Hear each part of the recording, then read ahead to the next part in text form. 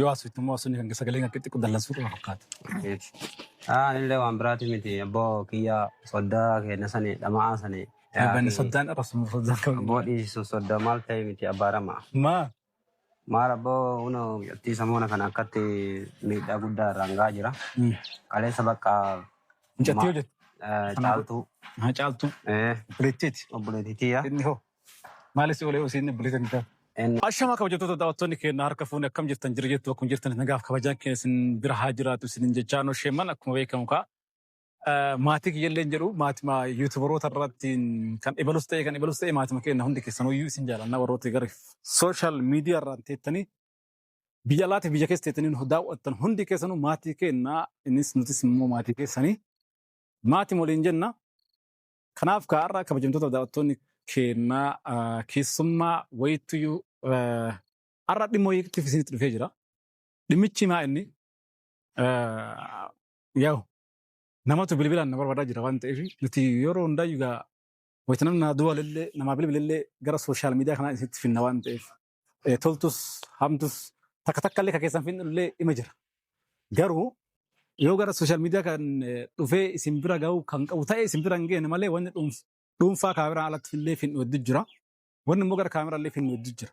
Sababni isaas wanni gara kaameraa finnumaa inni waan dirqama isin waan kana yoo dura agartan keezii kana irraa beektan isin beekuu qabdan waan ta'eef isinitti finnu jechuudha. Kanaaf immoo ani osheemman har'a mootii waan kana keezii isin tanaan dura quba qabdan waan ta'eef sanumaa wal qabatti na fakkaate namoonni dhimma wayitiif na barbaadanii isiniin dhimmicha kana kophaa kiyyatti hin xumuru takkaayyuu hin haasa'u isa jedhu bilbilaan haasa'illee jira. Kanaaf kaameraa kaadhee isiniin ala keessummaawwitti na barbaada. Keessummaan sun immoo namoota silaas kabajuuf qabamu namoota silaa kabajnulleedha waan ta'eef namoota keessummaa namoota isin beekanitti na barbaade. Kanaaf namni sunillee namuma isin beekan sanii wanni qunnamsiisii takka yoo nu agarsiise nama jedhu waan ta'eef nama san qabadhee isiniin har'a fuula keessan biraan ga'uu danda'ama. Sababni isaas maali yeroo dheeraa namoonni tokko yeroo sooshaal miidiyaa irratti namoonni wal dhabu sila maatiin sun firan qabu sila maatiin sun akkas hin ta'u sila maatiin sun akkas hin ta'u wayi maatiin isaan dubbatu waan isin jettaniif har'a waan wayii xiqqaatus isin biraan ga'uu barbaade jechuudha. Sababni isaas mee obboleessa caaltuu takkaayyuu haadha mana Muktaar isa tuyyuu ganamarraa kaleessarra naa bilbilaa ture jechuudha. Bilbilallee waa hedduu haasofnee qaamaan si arguus barbaadee naan jedhe. Maaliif waan inni haasa'u garuu kan isinillee kan dhageettan ta'a akkana kanallee jedhee isinitti himuu hin danda'u. Yooma isirra dhageenye walumaan dhageenye wayyaa bilbilallee waa xiqqoo dubbannaan qaama wal agarree si wajjin haasa'uu barbaada naan jedhe natti millee jennaan. Kanaaf eegenni qaama na barbaadee fuulduratti walumaan eenaa amma ollaa kanatti naannoma inni beekutti yaamee jira as kootti jedheeni. Garuu akka inni na barbaadutti akka nama dhimma wayii as dhimma tamtama takkaayyuu dhimma jarjarsaa. Na fakkaate. Amma bakka jirtu sitti dhufaa naan jedha. Aayee rakkoon qabu bakka jirtutti atillee amma keessummaadhaas illee hin xaarsu jedheesuma naannoon itti jirutti dhiyaadhee isin eegaa jira. As kalaa amma kunoo dhufe naan jedhe bajaa jirraa bu'uudhaaf naan jedhe.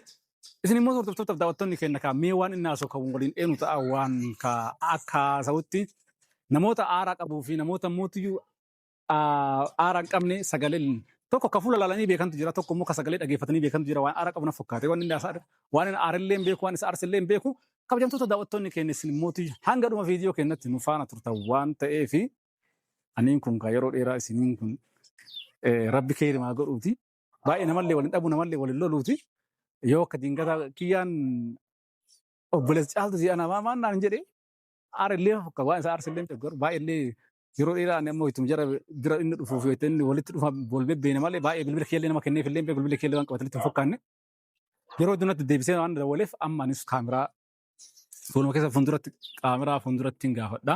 Isin immoo hanga dhuma viidiyoo keenyatti waan nu faana turtaniif galatoomaa isin jaalladha isin kabajnaa hordoftoota daawwattoonni keenya isin immoo keerma haa godhu jedhaati. Maaltu beekoo Muktaar hin faasee na dha'e xiqqoo kiyyaan areeda na caalaa dheerata malee. Isin immoo tuyyuu hanga dhuma viidiyoo keenyatti nu faana turaa isin jenna wal agarra kaamee hin oolme. Salaam alaikum. Waalaikum salaam. Nagaan. Akkam? Fayya. Jirta? Jirta. Nagaan. Nagaan. Maawo? Fayyaa keeti. Jirta? Akka. Nagaa. nagaa jirta fayyaade jargaatsa nagaa maalti nagaa walla yoo nufsi fayyaa kaleessuma dhufe anillee yoo dhimma xiqqaa gabaabaa wayiitiif si barbaadee tureeyyu hajan dheertu gabaabduu godhee haa ta'ullee kaa yoo wayi dheertu illee gabaabaa akkasii otowaasa yoo markaa dheeratti malee edallee si bilbilee sa'aatiin deemee tureeyyu annagumaa maal jedhee rifadhee beeta lakkoofsallee kun kan kee turan seefi godhadheen qabu yoo asittummoo asunni kan sagalee kan xiqqoo dallansuu qaba fakkaata. Anillee waan biraati miti abboo kiyyaa soddaa kenna sanii dhamaa sanii. Banni soddaan arrasuma soddaan qabu. Abboo dhiisu soddaa maal ta'e miti abbaarama. Maal abboo uno tiisa moona kan akkatti miidhaa guddaa rangaa jira. Kaleessa bakka. Mijatti hojjetu. Caaltuu. Caaltuu. Obboleettiiti. Obboleettiitiyya. Inni hoo maalis olee osoo inni obboleettiin ta'a. Inni illee yoo. Mii sodaatiin. Soddama. Soddamaa mire? Soddaadha. Soddaa keessa hoo? Soddaan soddummaa akkuma jiru ta'e. Eshi inni maal kan keeti inni eshi? Yoo soddama. Soddaadha keessa soddummaa keessa. Soddamaa dhiisaa soddomatti qabaati. Obboleessa jedhanii. Obboleessuma. Ilaa obboleessuma kiyya jechuudha. Amma akkasii jedhee amma kaleessa naannoo karaa sa'aatii 10 maal dhufe. Maatillee na duubaa dhufaa jiranii bakka maatiin anumatti as gabbeessaa jedhanii maatii ofirraa hambisee ture. Amma kaleessa wallollee bakka caaltuu bira na geessi binaamina jedheeni. Bira si geessa maali horii si bira geessitee horii si gurgurate binaamina naan jedhe. Ergasii immoo isii bira si geessa jedheetumaan anuma jalaa miliqeetiin hin tare. Anuma magaalaa sitte? Anamma anuma salphattee wanta anamma dhimmi si barbaadeef jechuu kiyyaan kun atillee yeroo sargii sanillee hin jirta. Dhimminni asiin duraree raawwate. Egaa waciidhaan matu isin irraa fuudhima. Matu isin irraa fuudhee isin jala bootan isin jala galee ni mijatti. Yeroo sanillee unu mijatti wanta inni godhe jim jenneetumaan waan jaarsi jedhee irraan taru jenneetumaan nuti yeroo sanillee araaramne. Ammallee immoo kanarraan darbeetiniin mijattii miidhaa irraan gahaa jira beekta. Amma kanaaf atillee aga nama tokkootitti hiriyaadha. Jecha afaan nama dhimma asitti bilbilee fi kanaaf ati amma waan biraan aangootu. Amma mijattii bira nageessita. Kalaas mijattiin bakka akka nama fira hin qabneefitti akka nama fira wayii hin qabne waan sanyii hin qabne wayii itti fakkaate ilaalchisaa akkasii beekta. Kanaa rakkoon qabu seerri illee yoo ta'e nagaan jira. Uumaa rakkoon qabu haadheessu kan isaa dheessee sadaqaa miti. Atamma caaltuma bira nageessitaa jechuu barbaadeeti. Ani dhimma kanaaf si barbaade. Muktaari wallagarraa muktaari caaltuu bira sin geessu sin jedhe moo maarree? Si geessaa naan jedhe. Aboo ati dhibni ati mucattii na miidhaa irraan geettuuf maal inni. Ati lolte? Wallollee turreeyyu. Loliinsan bakka bira si geessa naan jedhee akkanuma osoo bilookii keessa deemaa jirru. Kana buute. Anuu beekta dhuga baat sirrii jettee beekta. Amma atillee reefu ittiin bilbiltee kaleessa illee natti bilbiltee qarrattuu amma si jalaa wal agarruuf eessa jirtanaan jettee kanattuu iyyuu. Sagaleen kan kee amma xiqqoo fuula si lallaan xiqqoo fuula kan keenyatti ife malee waan loltu fakkaata haaroo qabda. Bada gurbaan kun wayii waan biraas viidiyoo jedhee nu kaameraa qopheeffadhe kuma iyyaasuun kaameraa achi agartaame. Isa si waraabaa jira dhiifama hojillee maaliif jedhee. So ammenyallee asoo barbaadde akkanaa sun illee jedhee. Duratti na baaftaree abbaan qonna nagareeffannee. Maaliif isin jedhee jedhee dura haasaa hangeen shakke. Muktaar illee wayii akkasuma sagalee ataatti waan loltu se'eetuma mucattiitan harkaa baha duraa giddii mana galfadhe fuudhee fa'aa biyyattiin galuuf dhufe fa'aa kophaan keellee ga dhufte yookaan maatii hojillee hin dhufne yookaan faazarii keessa hojillee hin dhufne yookaan mazarii keessa hojillee hin dhufne kophaa dhufte dhimma biraatiif yookaan isitu yaamee lakkee fuudhuudhaaf dhufe moo yookaan lakki isitu yaammate moo maaliif akka dhufe jedhillee ga shakkilis jala guruu danda'a hammenyatti fudhatin dhatamu.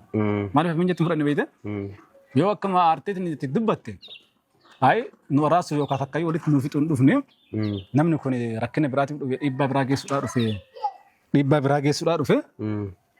Kanaaf jedhe amma wal agarsiisee jirre mootu isillee fuudhee deemuun irra moo inni fuudhee deemaa illee dubbadhee hammeenya biraa keessa seenurra jalumaa miliqoo isa jedhuudhaaf yookaas jala guruu danda'a atillee hammenyatti fudhatin jechuudha. Akkasii miti godhan amma la beeytaatillee godhan hanga nama tokkotti beeytee namni hiriyaadha. Namni homa fedhee yoo ta'e mucattii tana erga jibbe asiin dura yeroo fuudhisanillee namni waan akkanaa yaade eenyuun ga'uu qaba ture. Kuni tuffiidha. Kun uummata akka rakkoon qabu ka isaa nama mucattii ijaan arguu barbaadate mucattii qofa bira nageessi ka isaa dhimmi isaa warra kan qabu beeyte. Maaltu jedhama hanke turii dhamis? Namni yoo nama tuffatellee akkana nama godhu beeyta. Ila waatu jira beeyta atama tuffilleetti ilaalin. Amma maas hin jedhe beeyta na. Osoo amma dhaqee bira geesse jedhama fakkeenyaaf inni. Osoo dhaqee bira geesse mucattii sana fuudhee sareeni. Sila dhiisi jedheen yoo inni dhiisin anillee harkaan itti fiiga inni harkaan itti fiiga. Booda immoo waan biraa keessa seenna. isa jedhuudha yookaan sibira deemeetiin sibira dhukatu wayyaa jedhee dhukachuu danda'a beekta. Kan hin gaafanne rakkoon qabu muktaarillee sima yookaan sima bira gaafadha kophaadhillee gaafadha. Maaliifis jedhee kophaattillee gaafachuu sima bira gaafachuu irra caalaa afdalaadha irra gaariidha.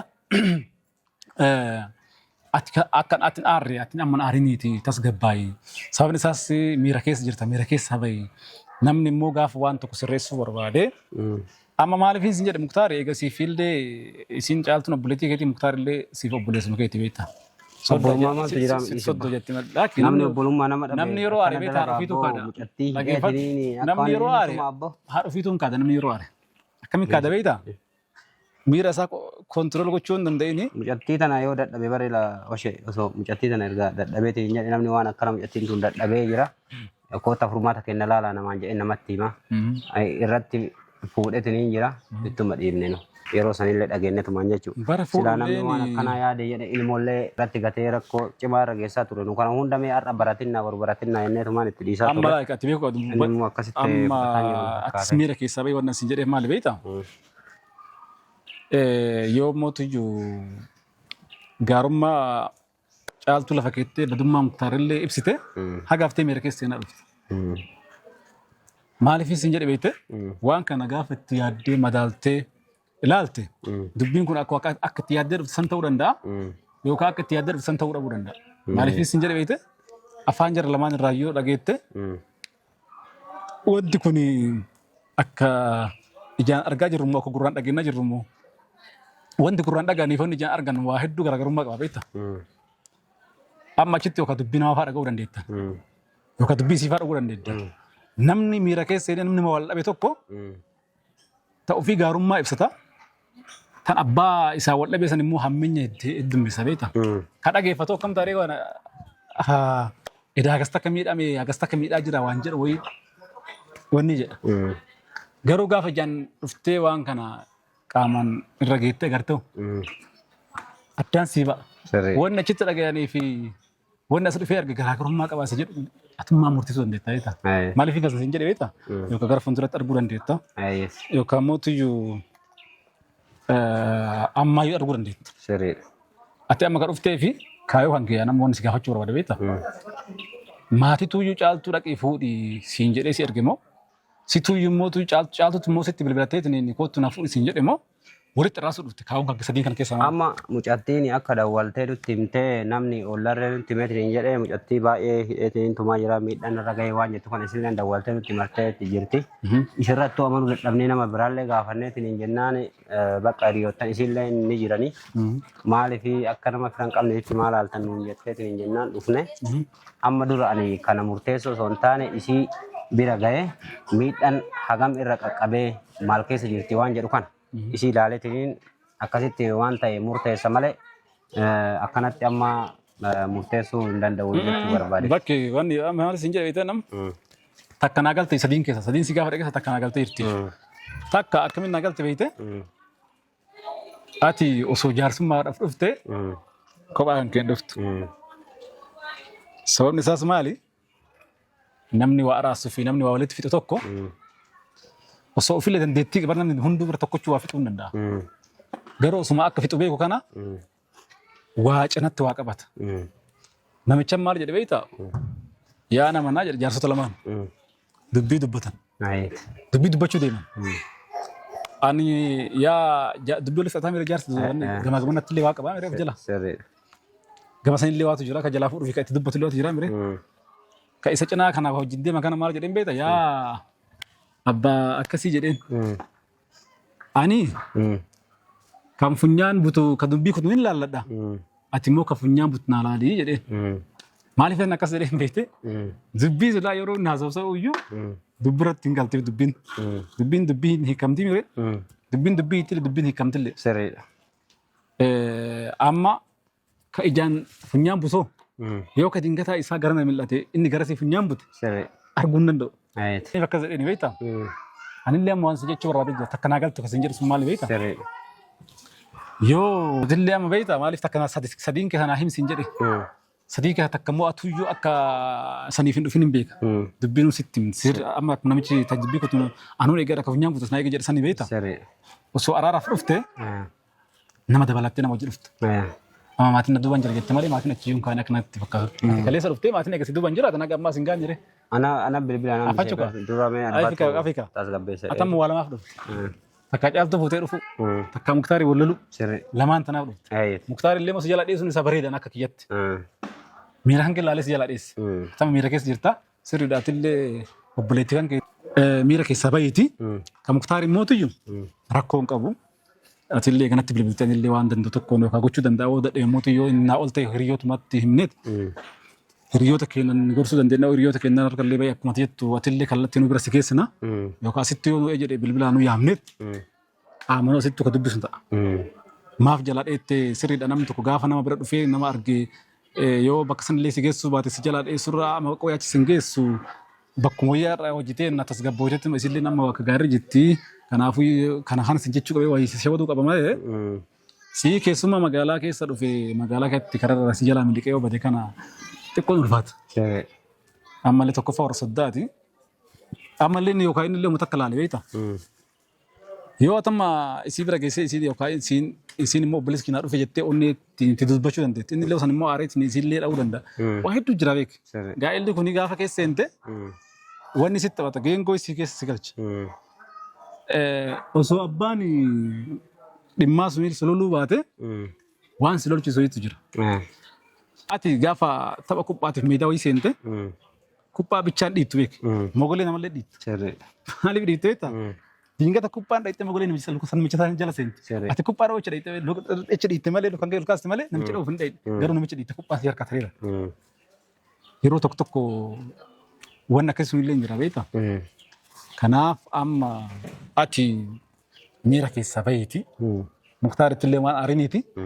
Mukhtaar illee amma maaliif gaafa isin yoo isin yaadan waan jedhu sanatti hin qajeeliniif. Jattillee immoo caaltullee yoo ta'e walumaa anillee hin beeka keessi gam tokko guutuun guutuullee amma akkati jettu kana tunnatumaa akkas na godhaan kunillee yaa guutuullee dhugaa miti. Gaafa qabnillee walumaa hin qabnee galchine.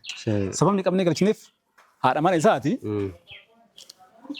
Isinillee beektan otoo isin maa isa jala jiraattee das isin jedha malee. Osoo isin nama amma Muktaarin beektan malee mucaa isin hariiroo uumaa jirtu wajji wayii beektan. Osoo beektan iyyuu garuu keessa isin gammadu. Kama sirnaan kennitan ibsama kama sirnaan immoo teeti atis kenna jettanii gaafa san jaarsun ardalleen taa'ee isinillee hojii jettan san sanumaaf wanni jedha beektaa.